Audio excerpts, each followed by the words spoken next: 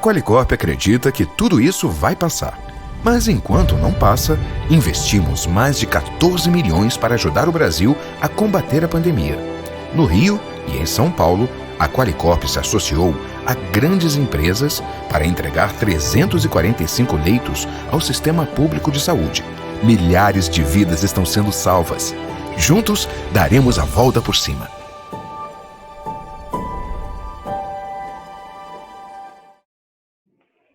Boa tarde a todos. Essa é a sala de número 6, painel 84, e tem como tema intervenções estatais na propriedade em tempo de pandemia.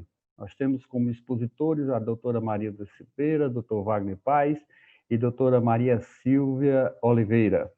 E vamos dar início às palestras, iniciando pelo doutor Wagner Paes. Ele que é advogado militante, vice-presidente da Ordem dos Advogados Seccional do Estado de Alagoas. E, a partir de agora, doutor, é mestre em Direito, professor universitário, e, a partir de agora, Vossa Excelência terá 15 minutos para dissertar sobre o tema. Boa tarde a todas e a todos que nos assistem nesse grandioso evento promovido pela nossa Ordem dos Advogados do Brasil. Gostaria de saudar inicialmente o nosso presidente deste painel, Dr. Odon Bezerra, que é um ilustre membro do nosso Conselho Federal da Ordem e que abrilhanta com a sua participação nesse painel. Queria saudar também, especialmente, as queridas palestrantes, grandes professoras e advogadas, doutora Maria Silveira, que esteve aqui conosco ano passado em Alagoas, no evento eleitoral organizado pela ESA, e eu assisti como espectador, muito bem suas palavras, sua palestra. A professora também Maria Silvia Oliveira, que é brilhante também esse painel, que com certeza será um ponto alto desse momento, né? Eu estou aqui, como diria aqui no Nordeste, aqui em Alagoas, como um enxerido, participando de um painel tão importante e de um tema tão relevante para a democracia quanto liberdade e propriedade. Pois bem, falar sobre propriedade e liberdade, sobre as intervenções do Estado na propriedade e liberdade não é uma tarefa fácil, porque é um tema controvertido, é um tema bastante complexo e que sempre mexe um pouco com uma carga ideológica do operador do direito, do indivíduo, da sociedade, e também por estar afeito a dois direitos individuais que estão colocados na Constituição como garantias fundamentais, cláusulas pétreas, talvez perdendo apenas para o direito à vida.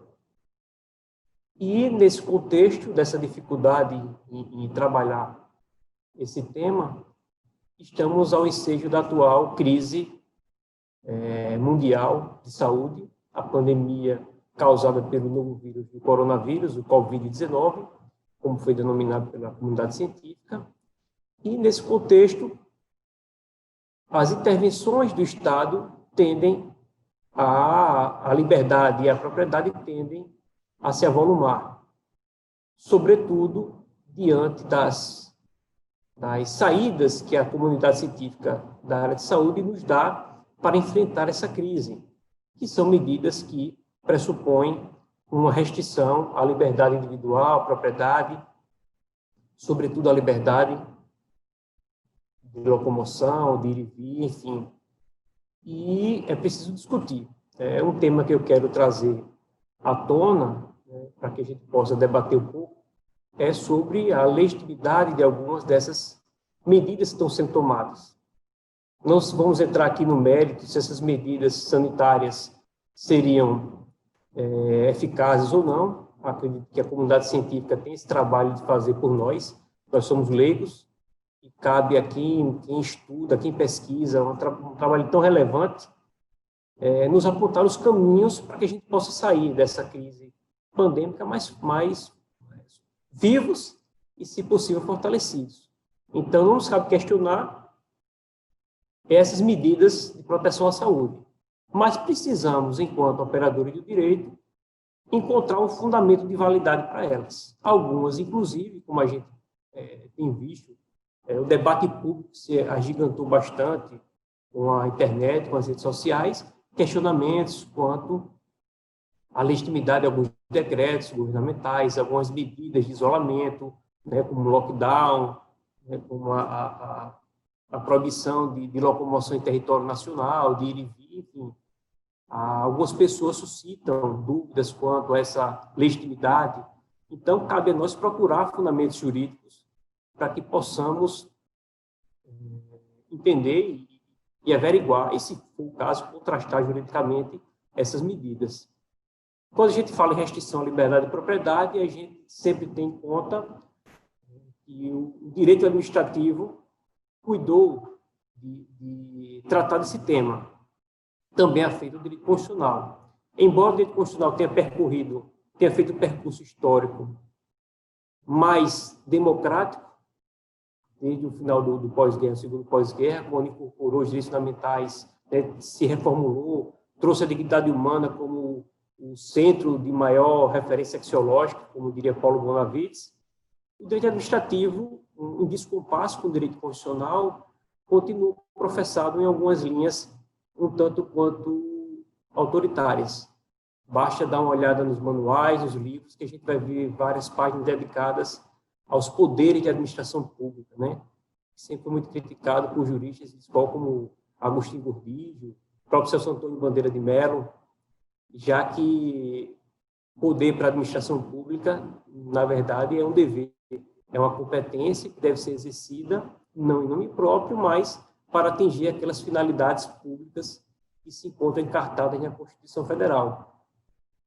De sorte que só ao final do século passado, início do século, começa a ser visto o direito administrativo renovado, repaginado, mais afeito ao viés democrático, mais consentâneo com a Constituição.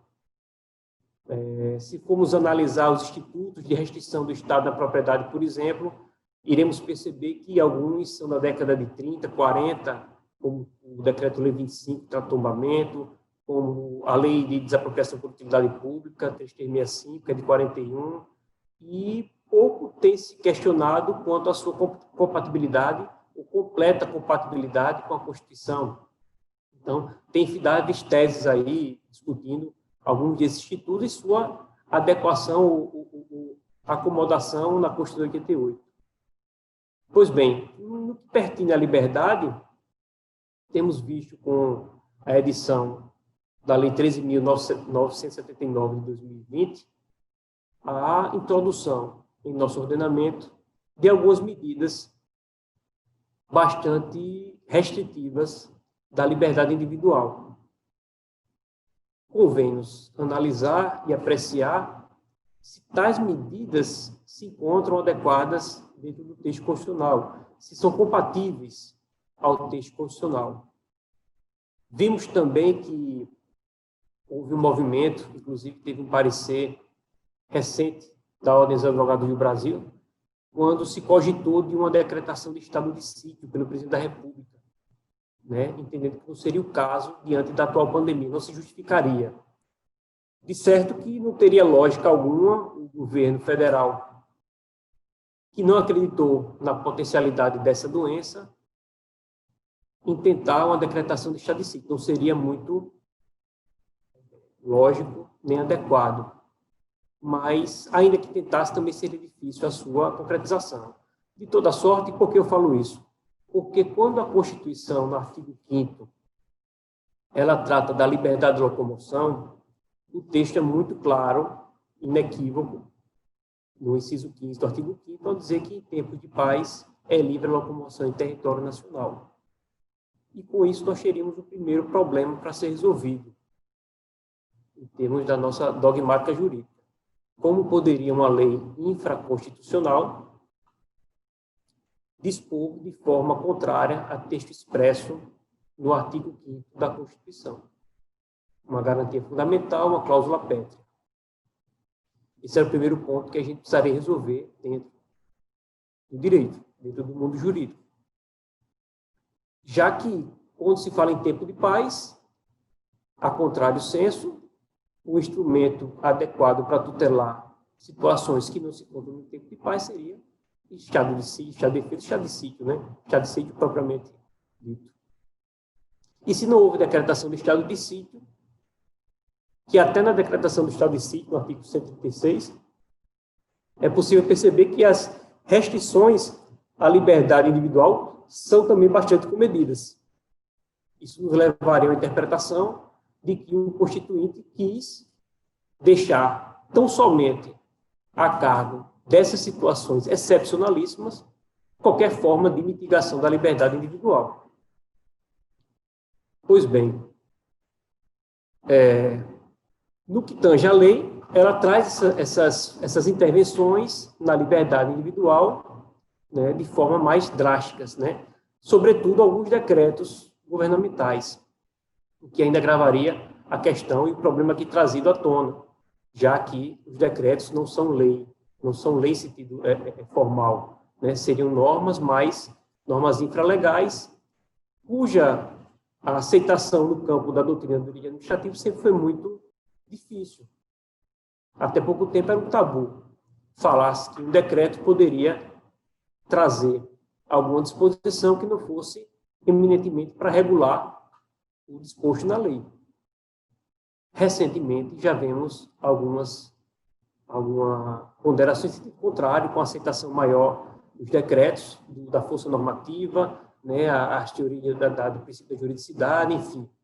E aí, vemos que alguns decretos vão até além daquilo que está disposto na própria Lei 13.979.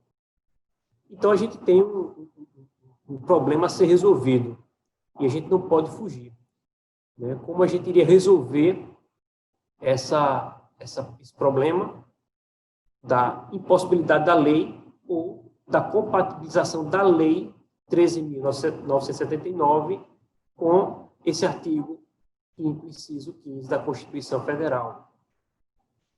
Não se pode perder de vista que toda e qualquer medida restritiva, né, é excepcional no Estado de Direito, no Estado Democrático de Direito. Toda e qualquer medida adotada pelo Estado contra as liberdades individuais são excepcionais. E a Constituição, de forma bastante clara, bastante inequívoca, deixa de antemão traçado o meio, o instrumento, o caminho para uma possível limitação dessa liberdade. Eu estava estudando, escrevi recentemente um artigo sobre o tema, em uma coletânea que foi publicada pela Juruá, e que procurava justamente essa fonte de legitimidade dessa restrição. E, dentre esses estudos, tem um livro do professor Ricardo Marcondes Martins, de 2015, em que ele traz uma solução que é bastante adequada, que é a aplicação da ponderação, do Alex, dos direitos fundamentais, sobretudo diante de uma situação dessa como a pandemia.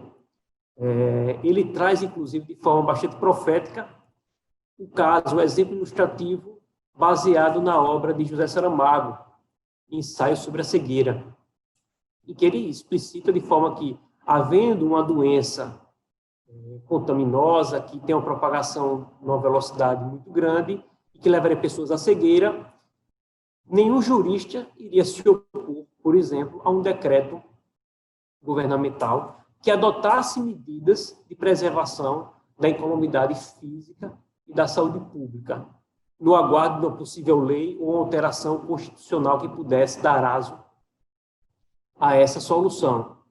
Sabemos que a lei não consegue antever todas as situações, a realidade ela é cambiável, e a pandemia está aí justamente para nos mostrar essa realidade, esse cenário. Esse que nos deparamos com uma situação bastante similar, em que temos uma pandemia, um vírus desconhecido da medicina, que não traz respostas no tempo adequado ou suficiente para evitar milhares de mortes, e que precisa que, a princípio, um dos meios mais eficazes, ou o meio mais eficaz, seria o isolamento das pessoas, a mitigação da liberdade de ir e vir. Então, diante desse cenário, propõe Ricardo Marcondes Martins, e a gente acaba por achar como um caminho mais legítimo para se adequar a essa realidade, essa ponderação. Não é, o nosso ordenamento não pode ser nunca visto como algo estático, imutável, aquele quadro perfeito e acabado do positivismo, em que tudo se encaixa perfeitamente. Existem situações que fogem à nossa previsibilidade, e por isso mesmo a teoria de ponderação ela se mostra bastante adequada e eficaz para explicar. De sorte que Alex defende, né, diferente de outros autores, o conflito entre normas, regras e princípios, e propõe que, no caso de uma regra infralegal, inclusive, que essa regra, desde que estivesse amparada em um princípio de maior valor, de maior peso diante do caso concreto, poderia afastar a incidência de um outro princípio ou de outra regra constitucional. Então, a princípio, esses decretos, muito embora infralegais, né, estariam embasados nessa lei, 13.909, que, por sua vez, estaria amparada em valores constitucionais de igual gés ou maior do que a própria liberdade, que, no caso concreto, poderiam prevalecer diante do peso, no caso, a própria saúde pública, a própria economidade física das pessoas e a vida, já que a propagação do vírus, inevitavelmente, leva à morte de milhões de pessoas. Então, já vi que o meu tempo já se esgotou. Eram essas breves considerações que eu queria fazer e deixar com o presidente da mesa a palavra, devolver a palavra a ele para a condução dos trabalhos. Obrigado, doutor Wagner. Um abraço, muito obrigado pela explanação extremamente lúcida, clara. E aí, já na sua linha, nós tivemos um caso concreto no Brasil, onde um desembargador ele mostrava a toda a população brasileira, através de um vídeo, que não respeitava decreto, né, e que ele poderia, naturalmente, estar sem a máscara, porque ele estava transitando. Então, dentro dessa liberdade, dentro do tema, eu acho que é extremamente pertinente, né? Então, sem demora, eu quero passar a palavra à doutora Marilda Silveira, ela que é mestre e doutora em Direito Público pela UFMG, coordenadora regional da Transparência Eleitoral, professora de Direito Administrativo e de Direito Eleitoral, membro do IBAD e ABRADEP. Ela também é advogada. A senhora tem a palavra, doutora, pelos 15 minutos que combinamos, tá?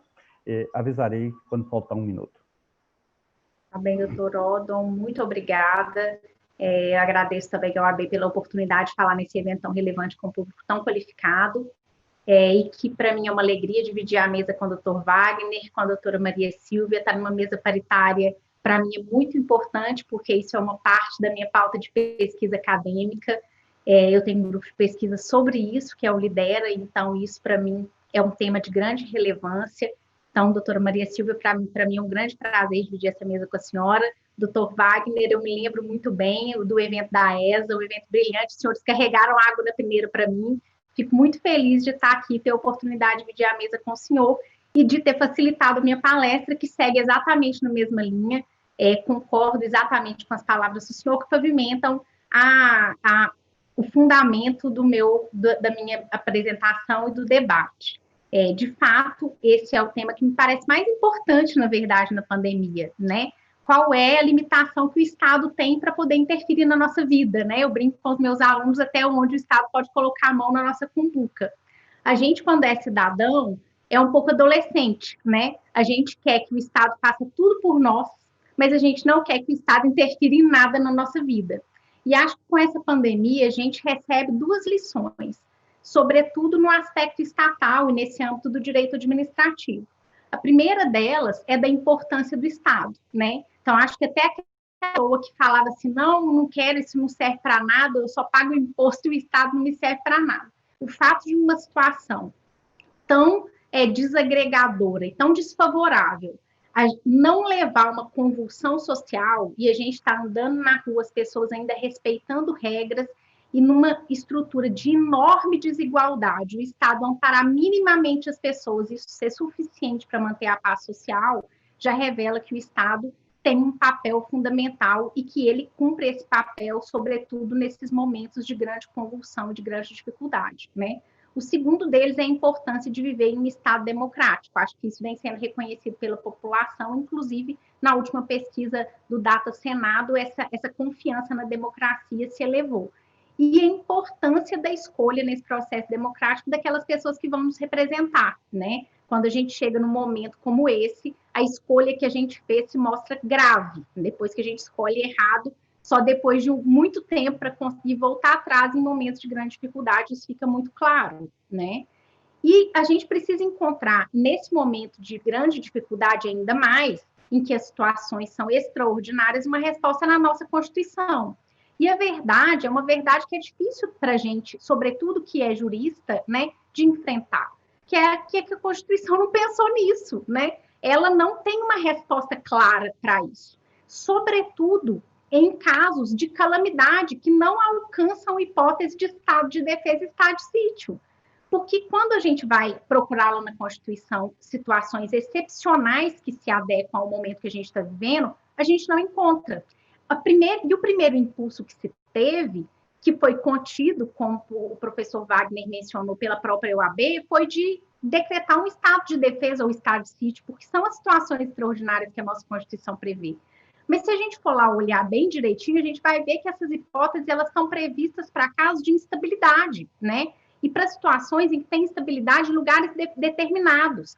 Tanto que o estado de defesa, ele é previsto como um cenário antecedente ao estado de sítio para situações em que tem convulsionamento. Então, o professor Ingo, ele fala muito bem isso, diz, a gente está numa situação em que não tem convulsão social, a gente está no estado de paz, mas um estado de paz que traz instabilidade por uma situação extraordinária que impõe calamidade na área da saúde. Nós temos instrumentos para isso, infralegais, pontualmente. Então, decretar um estado de calamidade, que nem é assim muito católico, né, uma situação ortodoxa que a gente usava na administração pública para situações excepcionais, ela resolve casos pontuais de administração, como ultrapassar limite de despesa, incidir na excepcionalidade da lei de responsabilidade fiscal, poder dispensar a licitação, fazer contratos, até que viesse uma MP específica também para isso, porque foi preciso acabar vindo, né? A questão é que esses instrumentos pontuais e infralegais, eles não dão resposta para o nosso painel, que é o grande problema que a gente vive, que é aquele que afeta a população cotidianamente, que ela não entende, que é a limitação da liberdade e da propriedade, né? Como é que a gente faz para poder limitar a liberdade das pessoas e limitar a propriedade das pessoas em situação que não está claramente prevista na Constituição, e que não é albergada por um estado de defesa e um estado de sítio. E que quando eu sou afetado, eu não quero aceitar. A primeira ação que eu propus na minha vida foi uma ação de desapropriação indireta. Meu pai foi daqueles em que o Estado pegou um trator, passou lá no terreno dele, minha família é do interior, uma cidade de 20 mil habitantes, e não indenizou e nem avisou. Quando a gente já viu, já tinha passado o trator, já tinha uma rua, já tinha acontecido. Mas como vocês não viram isso, meu Deus do céu? Seu pai não viu, né? Minha família estava passando por uma grande dificuldade, meu irmão tinha machucado o olho, furado o olho com a tesoura, minha mãe e meu pai não pensavam em outra coisa. Então, essas coisas acontecem. Isso não é de agora, né? Desde que o mundo é mundo, o Estado intervém na nossa propriedade. E isso acontece tanto, e é tanto, que a jurisprudência criou esse instituto de desapropriação indireta, que acontece quando? Quando o Estado usurpa a sua propriedade e você não vê, entre aspas, né, eu não tomo uma atitude com relação a isso naquele momento, e depois você pode buscar uma indenização. Acontece que essas soluções pontuais que a gente foi criando ao longo do tempo também não solucionam essa pergunta que a gente tem, que é mais geral, né? Como é que eu respondo para as pessoas que o Estado pode limitar a minha liberdade e a minha propriedade no atacado, não é mais no varejo, né? Isso é para todo mundo. E é claro que meu pai não ficou satisfeito com a desapropriação indireta, quem tem um imóvel tombado não fica satisfeito, quem sofre requisição administrativa numa tragédia como aquela de Brumadinho, que veio a lama e assolou a cidade e o entorno todo, também não fica satisfeito. A questão é que a gente agora, como eu disse no atacado, está vivendo que muita gente viveu no varejo, que é o Estado limitando a nossa propriedade ou a nossa liberdade pelo bem da coletividade. Como essa situação que a gente está vivendo agora só tem parâmetro há 100 anos atrás, em outra pandemia, não é fácil mesmo dar resposta para isso, né? Mas a resposta para isso, ela passa por um pressuposto que é universal, que é de proteção da saúde e da vida. Esse problema não é só do Brasil, esse é um problema do mundo todo. Não é só aqui no Brasil que estão limitando o exercício de culto, limitando o acesso a igrejas e a templos. Isso está acontecendo no mundo todo. Então, o mundo todo está discutindo isso. E é uma discussão constitucional que é uniforme, né? E como que a gente responde isso, então, com uma principiologia geral? A primeira delas é que a preservação da saúde e da vida antecede a de outros direitos. Mas isso também não dá resposta, porque senão eu posso fazer qualquer coisa com base nisso, né? A questão é que a preservação da saúde e da vida, que é antecedente aos demais direitos, ela tem que incidir tendo em conta um princípio geral, que é o princípio da precaução, e que o Supremo também apontou nesse sentido para a gente quando julgou lá a constitucionalidade daquele artigo 28 da LINDB, que é similar à da MP, que falava que o agente público só responde por erro grosseiro, né? E eu precisava definir o que era erro grosseiro e respondi, né? O Supremo respondeu. É aquilo que foge do parâmetro da cientificidade. Quando eu digo que prevalece, então, a saúde e a vida, eu preciso encontrar parâmetro em algum lugar para isso. E esse parâmetro, como o doutor Wagner disse, não sou eu quem dou, nem é você que é formado em direito, muito menos alguém que é agente político, que foi eleito para um mandato fora de um vínculo profissional com o Estado, por um critério que não é técnico, é democrático. É legítimo, óbvio, porque isso compõe a democracia, o pressuposto é esse mesmo, que as pessoas escolham porque elas querem, que ponto final, mas esse critério na hora de fazer escolhas, que são escolhas estatais e de governança, eles passam a exigir um critério técnico. E esse critério técnico, ele hoje, dentro do nosso mundo, ele tem que ser científico. Isso quer dizer que vai ser para sempre assim? Não, pode ser que o mundo mude e que a gente veja a ciência com outros olhos, né? Mas dentro do nosso mundo, o critério que é o critério mais legítimo quando a gente vai fazer escolhas que são escolhas técnicas, é o critério científico. Então, a gente, para tomar essas decisões, e aí quando eu falo a gente, eu digo os juristas ou os advogados, os pareceristas que vão auxiliar agentes públicos que estão tomando essas decisões e os próprios agentes públicos em pele nas quais eu não gostaria de estar, porque essa é uma decisão muitíssimo difícil, que é facílima de criticar e ser engenheiro de obra pronta, mas é muitíssimo difícil de tomar, né? Eles precisam adotar parâmetros técnicos científicos para isso. Adotando parâmetros técnicos científicos, eles conseguem responder ao que o doutor Wagner disse, que é o princípio da razoabilidade, que exige adequação e necessidade. Aquilo precisa ser necessário, né? Então, eu recortei aqui 4 limitações à liberdade e à propriedade que o Estado brasileiro fez ao longo dessa pandemia e que atraíram esse debate muito relevante. O primeiro deles é a requisição administrativa. A gente viu muitas vezes até hospitais sofrerem requisição, empresas que fornecem aparato médico, pessoas que possuem propriedade, que tiveram suas propriedades requisitadas para serem usadas como espaço de atendimento médico, né? A requisição administrativa, excepcionalmente, é um instrumento que está previsto lá na Constituição, né? Não é desses que a gente tem que buscar aí no atacado. A Constituição prevê justamente para situações como essa. Mas é claro que a requisição não pode ser feita a partir de uma ideia ou de um juízo que o administrador faz, que ele tira da própria cabeça, aliás. Nada que a administração faz, né? Eu não posso fazer nada com base no meu achismo, no que eu penso, eu acho, eu acredito. Isso precisa de fundamentação, que na administração pública se chama motivação administrativa. Então, ainda que se vá fazer uma requisição administrativa, que não tem indenização prévia e que não vai precisar de um processo administrativo longo, com todo aquele contraditório, mas motivação administrativa que exponha a necessidade e a proporcionalidade, que é a adequação da medida, é necessário. Mas eu sinto muito dizer, como diz para vários clientes, que a requisição administrativa é um instrumento válido, não só lícito, como constitucional. Ele é tão importante que a própria Constituição previu. O que a gente está vivendo hoje não é uma excepcionalidade, isso já aconteceu, como eu disse, muitas vezes em casos de tragédias ambientais que a gente viveu. A diferença para hoje é que a gente está vivendo isso em um volume maior, né? O segundo caso, que é mais complicado de discutir, porque ele de fato envolve um viés e não existe, é preciso reconhecer, não existe neutralidade nessa terra.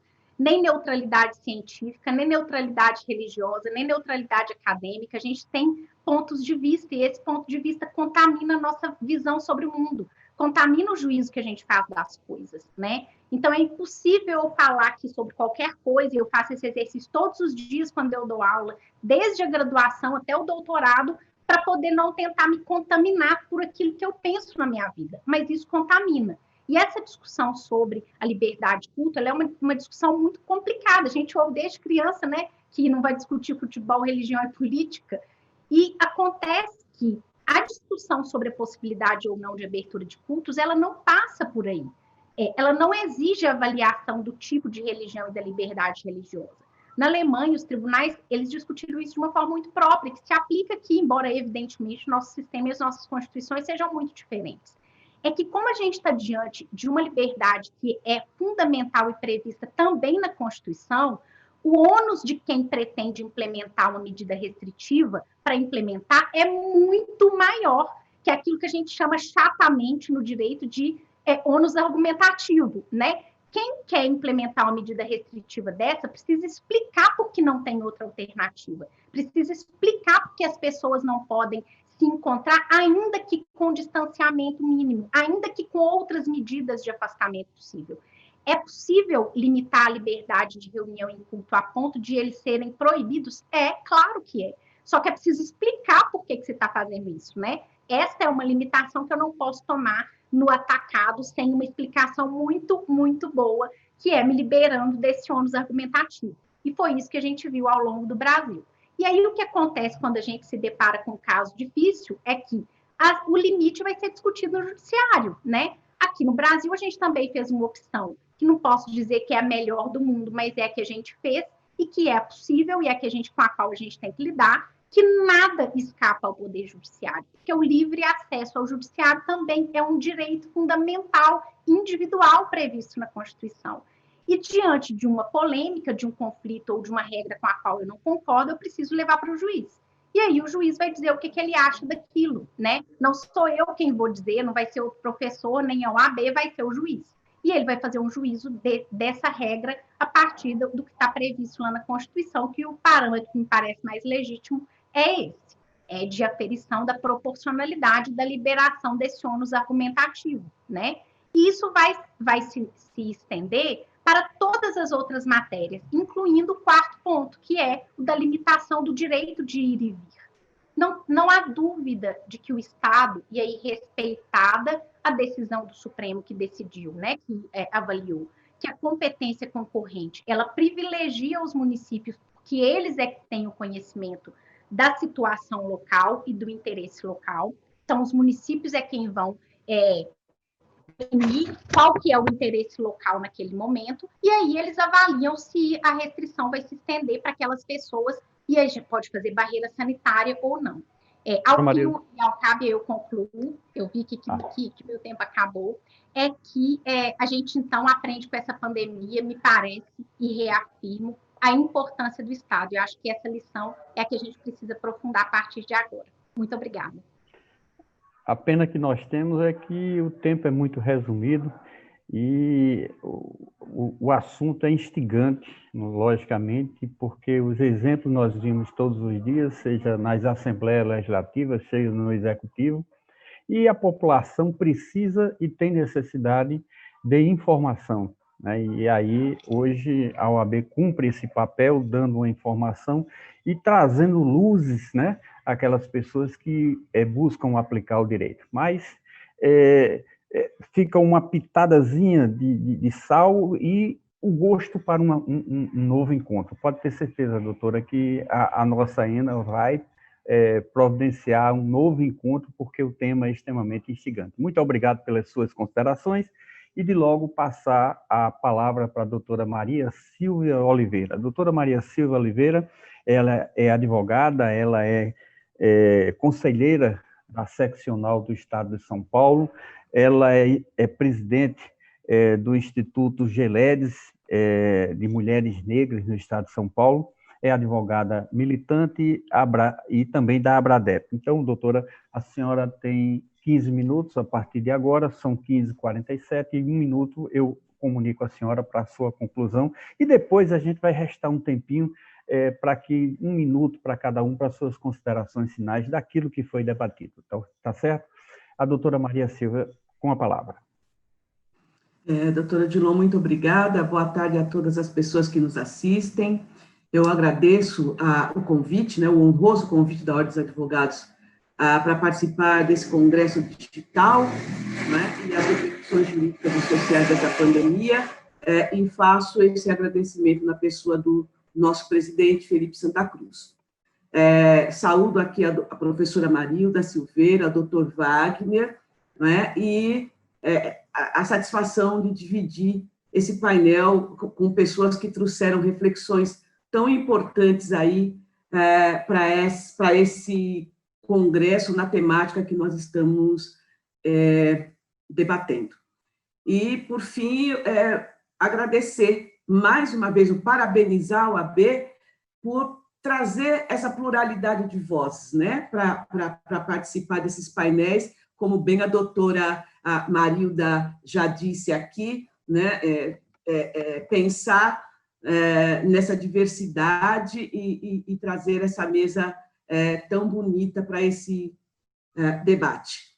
E aí eu vou começar as minhas reflexões já pensando um pouco o modelo estatal adotado pelo Brasil, né, e consagrado lá no artigo 1º da Constituição Federal, essa Constituição que a gente está falando tanto aqui, né, construída a muitas mãos, e que é o modelo do Estado Democrático de Direito. E quando a gente pensa esse Estado democrático, esse Estado de Direito, né, nós pensamos como um resultado de um longo processo de afirmação dos direitos humanos, e, nesse sentido, a nossa Carta Magna é pródiga em elencar direitos e garantias fundamentais, lembrando aí o fundamento da dignidade da pessoa humana, né, também neste artigo. Portanto, no entanto, a gente tem uma parcela da população, e aqui eu vou trazer o recorte racial para o nosso debate, que tem os seus direitos sistematicamente negados, né? Negros e negras são uma parcela da população para a qual, historicamente, nunca se reconheceu as liberdades civis, né? E, ainda que com o estabelecimento de uma proteção jurídica, que nós temos tanto na Constituição como na legislação infralegal, né? São pessoas que estão aí alijadas desses direitos previstos formalmente. O direito é um elemento importante na estruturação do racismo, e aí nós temos todo um processo e um complexo histórico que não vamos ter tempo de discutir aqui, mas a gente sabe que o arcabouço legal produzido ao longo do século XIX possibilitou a exclusão de negros e negras da titularidade de direitos que permitissem aí, por exemplo, um acesso à educação e à terra. Então, eu vou continuando, eu somo a isso, né? Passando à frente, eu vou dizer, então, que o direito estruturou as relações raciais desse país, e vou trazer aqui, para minha exclamação, o pensamento de Achille Mbembe, que diz que o direito neste caso, uma maneira de fundar juridicamente uma certa ideia de humanidade, e que, enquanto estiver dividida entre uma raça de conquistadores e uma raça de servos, né, só a raça de conquistadores é legítima para ter qualidade humana. A qualidade de ser humano não pode ser dada como conjunto a todos,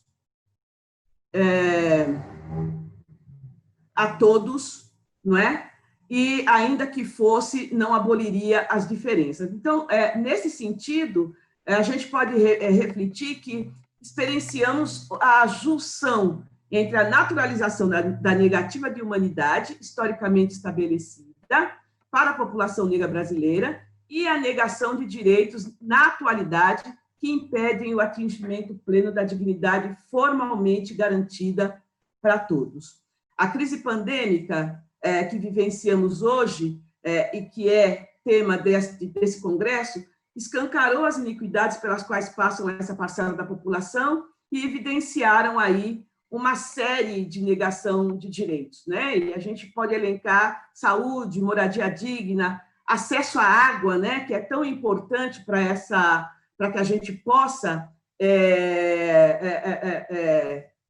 nos proteger da infecção por Covid-19. Então, dados do boletim epidemiológico aqui de São Paulo, onde estamos, né, de onde eu falo, apontam que o risco de morte de negros por Covid-19 é 62% maior em relação aos brancos. Então, nós temos aqui práticas racistas institucionalizadas sob o manto da igualdade formal constitucionalmente previsto. Contudo, sem a presença das condições materiais que possibilitariam o gozo de direitos fundamentais garantidores de uma cidadania plena, própria de um Estado de direito. E aí, como bem já observaram aqui, esse direito fundamental e principal é o direito à vida, né? Porque sem a vida, né, a gente não experiencia os demais direitos fundamentais. E, neste momento, a forma como o Estado brasileiro gerencia a crise evidencia uma política de extermínio cada vez mais se instala no Brasil. E aí eu trago como exemplo os vetos presidenciais a 16 artigos da PL 1142, né, que dispõe sobre medidas de proteção social para a prevenção do contágio e da disseminação da Covid-19. E esses vetos impactam de forma muito desproporcional os territórios quilombolas, as terras indígenas. São vetos que vetam, que dizem respeito, por exemplo, à negação de água potável para essa parcela da população. E aí eu trago aqui pensamento de uma filósofa, Sueli Carneiro, que, a partir das discussões analíticas de Foucault, é categórica ao evidenciar que, no Brasil, a utilização do racismo determina, né, traz para a determinação estatal aqueles que devem viver e que devem morrer. Nós estamos refletindo sobre as repercussões jurídicas e sociais dessa pandemia, não é? E aí, neste exato momento de crise sanitária, onde as pessoas têm que preservar a vida e tentar, né, estar em quarentena, nós temos aí o braço armado do Estado, que, neste período de pandemia, de abril a junho de 2020, matou, não é? Está muito mais letal do que em todos os outros períodos anteriores, né? Então, eu volto a dar o exemplo de São Paulo. Aqui em São Paulo, essa letalidade aumentou em 20%, e é um recorde para a série histórica que é medida desde 2001. Falando aqui também de Estado Democrático de Direito, eu iniciei minha fala falando sobre isso. Nós tivemos no Rio de Janeiro o assassinato de João Pedro, um adolescente de 14 anos, que foi morto dentro da sua casa enquanto brincava com os primos, e que levou, não é, a Defensoria Pública e o Partido Social Brasileiro, a questionar essa política de segurança junto ao Supremo Tribunal Federal, ajuizando ali a DPF 635. E, ao julgar essa DPF, o ministro Edson Fachin, não é, determinou a suspensão de operações policiais nesta comunidade durante o período de pandemia. Então, vejam, eu quero enfatizar que esta determinação ela é temporária. E ele fala também na sua decisão que essas operações poderão acontecer quando em casos absolutamente excepcionais, né?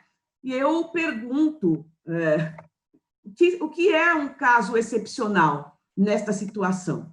E ainda nessa decisão, o ministro Fachin afirma que o uso da força só é legítimo se for comprovadamente necessário para a proteção de um bem relevante como a vida e o patrimônio de outras pessoas. E eu volto a perguntar, a preservar a vida e o patrimônio de quais outras pessoas, né? Então, claro, nós comemoramos esta decisão, porque é um alívio para a vida dessas comunidades, mas se a gente pensa no estado de exceção, no conceito de estado de exceção, eu entendo que não existe justificativa para a suspensão permanente, né? Porque é isso que acontece nas grandes periferias das cidades pelo país, do exercício das garantias constitucionais destas populações que estão aí alijadas de usufruir deste tão decantado Estado Democrático de Direito, né? Então, já chegando para as minhas considerações, eu entendo que as intervenções estatais nas propriedades, em tempo de pandemia no Brasil, em muitos momentos, tem o racismo como fundamento, né? Tanto na sua concepção institucional, quanto na estrutural, como aqui já foi, eu procurei explanar. E nessa perspectiva institucional, principalmente com relação à instituição estatal, nós estamos falando de um Estado brasileiro que, além de não garantir o exercício de uma cidadania plena à população negra, e, em especial aqui, a vida e a segurança, direciona a sua função assassina para essa parcela da população. Bom, eu vou terminando aqui dizendo que, de acordo com o pensamento de Mbembe sobre necropolítica, é possível afirmar que, no Brasil, a materialidade, no que diz respeito ao poder da morte, é latente em decorrência de resquícios de práticas coloniais de exclusão que se reproduzem naturalmente ao longo do tempo. E que o aumento de condições de vida com status de morte fundadas em um terror constante, e eu trouxe aqui como exemplo o que ocorre no Rio de Janeiro, e na naturalização da letalidade de determinados corpos, cresce aí o grau de dificuldade para combatermos essa dinâmica necropolítica em nosso país. Eu agradeço aqui, mais uma vez, a oportunidade. Nós que agradecemos, doutora Maria Silvia, nota-se pela sua palavra aguerrida mesmo, que a senhora é uma ardente defensora de uma causa que é das mais nobres em todo o Brasil, uma recuperação histórica que nós temos que fazer. Como nos resta um bom tempo ainda, eu vou voltar para os nossos palestrantes, para as suas considerações finais, dando a cada um 1 minuto e meio para isso. E logo passar a palavra para o Dr. Wagner Paz. Gostaria de agradecer o convite que nos foi feito, em especial ao nosso presidente Felipe Santa Cruz e ao nosso querido Nivaldo Barbosa, que é o nosso presidente aqui da Ordem dos Advogados do Brasil em Alagoas. Queria parabenizar os colegas, a professora Maria Silvia Oliveira, que traz para a gente um outro olhar, uma outra perspectiva, né, sobre essas ações estatais que acontecem na pandemia, inegavelmente, o aumento dessa força policial que tem ceifado vidas inocentes de maneira desmedida, né, que só reflete e entra em consonância com o nosso tema, que é sempre o autoritarismo que ainda permeia um pouco o Estado brasileiro. Né? Enfim, parabenizar também a professora Marilda Silveira, como sempre brilhante em suas palestras. Enfim, só apenas dizer que a gente não pode perder de vista que as intervenções do Estado sempre são excepcionais, que sempre que houver um outro caminho para que o Estado alcance aquele desiderado constitucional, que assim deve ser feito, e que nós não nos sintamos confortáveis com qualquer, toda sorte de intervenção feita pelo Estado. Como bem colocou a professora Marilda, tem desapropriações indiretas que o Estado faz aqui e acolá, sem indenização, sem comunicar o expropriado da situação, e a gente acaba aceitando isso muito passivamente. Né? Enfim, espero que essa situação tenha um fim logo, acabe o quanto antes, a gente possa retornar à nossa vida normal, e aprender a deixar uma frase do nosso Guimarães Rosa, quando ele diz no Grande Sertão Veredas que o real não se mostra para a gente no início nem no fim, ele se mostra no meio da travessia. Então, nessa travessia, que a gente faça ela com bastante parcimônia, com bastante cuidado, para que possamos sair mais fortes depois desse período. Um abraço a todos. Obrigado, doutor Wagner, pelas brilhantes considerações. Creio que Vossa Excelência ilustra esse painel e de logo também passar para a doutora Marilda Silveira para que ela teça suas considerações finais, acrescentar naturalmente aquilo que achar conveniente. Minha palavra final também é de agradecimento e de parabenização dos palestrantes. Eu aprendi muito aqui hoje. Toda palestra aqui participa, aprendi muito com a senhora, doutora Maria Silva, aprendi muito com o senhor, doutor Wagner, e também gostaria de dizer para as pessoas que a vida não é fácil mesmo, né? Acho que todo mundo está enfrentando uma grande dificuldade nesse momento da pandemia. Algumas pessoas já passaram por dificuldades grandes na vida e têm mais resiliência diante dessas dificuldades, outras não, né? Agora há pouco a gente passou por um momento muito difícil no meu prédio com um dos moradores, e isso me fez refletir sobre a necessidade de falar, sabe? Falar que isso vai passar. E eu vou repetir uma frase que li, não me lembro mais aonde, mas que eu uso muito na minha vida, que quando a gente está em momentos difíceis e quando o gelo é fino, o segredo está na velocidade. A gente tem que passar por isso de uma certa forma resiliente, mas também atento e com os olhos fechados. Não é fácil passar por isso, mas vai passar. Tudo na vida passa. Essa é uma certeza, né? A gente sabe que tem duas certezas, que é a vida e a morte, mas a gente aprende agora que tem uma terceira, no caso concreto e também no atacado, que é que tudo passa. Então, fico muito feliz por estar aqui também passando por isso com vocês, refletindo sobre essas dificuldades, tentando encontrar soluções e, de uma certa forma, ainda que pontualmente, ajudando as pessoas a passar por isso também. Parabenizo mais uma vez a UAB pela iniciativa. Muito obrigada. Obrigado, doutora Marilda, como sempre, brilhante. Doutora Maria Silvia, as suas considerações. Mais uma vez, agradecer, né, a oportunidade de falar nesse painel e, como o senhor bem de trazer para o debate a questão racial, né? E não é à toa que eu escolhi falar um pouco do Estado Democrático de Direito, porque nós temos uma parcela significativa da população que não conhece democracia, né? Nunca pôde viver numa real democracia nesse país, né? E que foi o que a sociedade brasileira escolheu em 1988 para reger o destino, né, da nossa nação.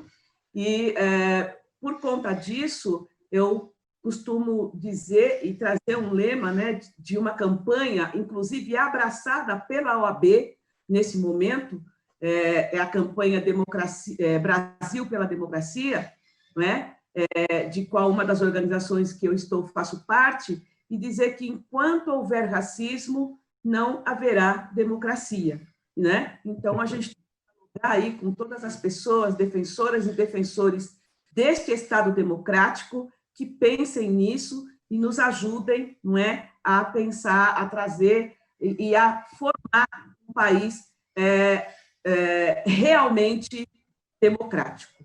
Eu acho que é isso. Muito obrigada, doutora Marilda, doutor Wagner, doutor Odon, parabéns pela condução aqui do nosso painel. Muito obrigada. Eu aqui agradeço, doutora Maria Silvia, e fazer uma revelação. Eu presidi a seccional da Ordem dos Advogados na Paraíba por 2 mandatos consecutivos. E no nosso segundo mandato, doutora Silvia, nós criamos uma comissão e foi conduzida aqui também por uma conselheira, no aspecto da história do negro no Brasil, né? Então, nós tivemos uma atuação extremamente importante nesse sentido. Logicamente, os anais da nossa instituição guardam isso, desse resgate histórico, desses avanços que nós estamos vendo, que não pode parar, né? Então, todo e qualquer avanço, ele é mínimo para tudo aquilo que se fez por uma raça, né? Então, nós não podemos, de modo algum, ficar silentes. Temos que gritar sistematicamente para que haja igualdade plena, democracia plena, como a senhora bem disse. Nós escolhemos a democracia e nós não podemos nos arredar de forma nenhuma daquilo que em 1988 se conceituou na história, uma Constituição cidadã, né? Então, nós precisamos preservar tanto os nossos direitos como essas garantias que foram ortogadas pela nossa Constituição. E a doutora Marilda, ela dizia algo que eu digo muito em sala de aula. Aqui no Brasil, nós sistematicamente culpamos sempre o Estado de alguma coisa, né? Então, tudo nós vamos nos socorrer do Estado ou de alguém que grite. Então, esse momento ele tem que se voltar. Vamos gritar em coro. Se nós gritarmos em coro, logicamente seremos mais ouvidos. Eu agradeço imensamente ao doutor Rony Duarte, nosso conterrâneo aqui de Pernambuco, né, e que preside a ENA por essa feliz ideia de promover um evento dessa magnitude, com mais de 100 mil pessoas inscritas, 100 mil advogados, um recorde mundial, né? Ao doutor Felipe Santa Cruz por ter abraçado a ideia. E a doutor Rony, eu, logicamente, faço o agradecimento em nome dele de todos aqueles que estão contribuindo para um evento dessa magnitude, porque ninguém faz nada sozinho. Então, o doutor Rony, logicamente, teve todo um corpo do lado, eles buscaram, logicamente, nos brindar com um evento dessa magnitude e, principalmente, superar as dificuldades, doutora Marina. Veja que nós tínhamos a nossa conferência dos advogados, nós precisávamos, o ano de conferência dos advogados, nós tínhamos que nos reinventar, porque está faltando, e como nós estamos sentindo a falta desse olho no olho, desse abraço, desse momento de congraçamento que nós temos dentro do próprio Conselho Federal, com aquelas discussões, com discordâncias muitas das vezes, mas nunca de respeitar a quem quer que seja, e respeitar a opinião de tudo e de todos, por mais que nós pensemos que esteja errado, mas temos que concordar que ele tem esse direito de dizer. Então, é isso que fica no nosso painel, essa responsabilidade. Então, o nosso muito obrigado em nome do Conselho Federal da Ordem dos Advogados do Brasil, ao doutor Wagner Paz, à doutora Marilda e à doutora Silvia, que brindaram a todos aqueles que tiveram essa oportunidade de ouvi-los. A vocês, uma boa tarde e fica o nosso agradecimento.